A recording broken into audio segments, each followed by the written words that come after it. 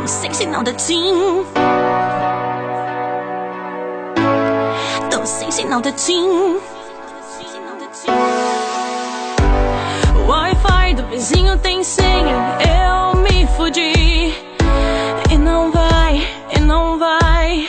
Minha foto no Instagram não vai. Não posso nem fazer um tweet, a rede tá em ed. O que eu faço agora, enquanto eu cago?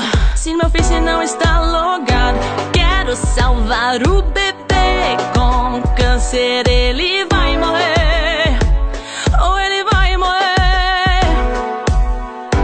Preciso compartilhar essa foto agora no meu Face, mas a porra da tinta sem ar. Tentei ligar a cobrar, mas não vai. Eu quero falar, mas a ligação sempre cai.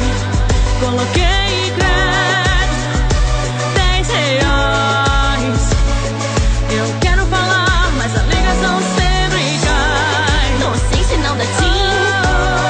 Tô sem sinal da TIM.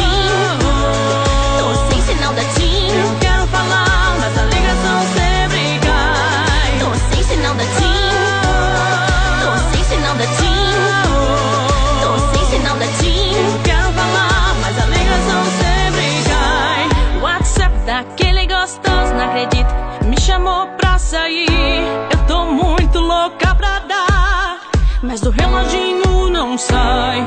No YouTube eu quero assistir um gordo fazendo gordice, mas não carrega esse carai.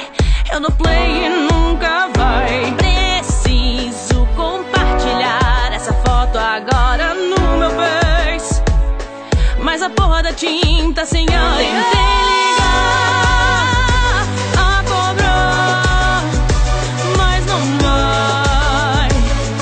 Eu quero falar, mas a ligação sempre cai. Coloquei crédito, R$10. Eu quero falar, mas a ligação sempre cai. Tô sem sinal da TIM. Tô sem sinal da TIM. Tô sem sinal da TIM. Eu quero falar, mas a ligação sempre cai. Tô sem sinal da TIM. Tô sem sinal da TIM. Tô sem sinal da TIM. Eu quero falar, mas a ligação sempre cai. Tô sem sinal da TIM. Tô sem sinal da TIM. Tô sem sinal da TIM. Sua chamada está sendo encaminhada para a caixa de mensagens e para ligar para essa final.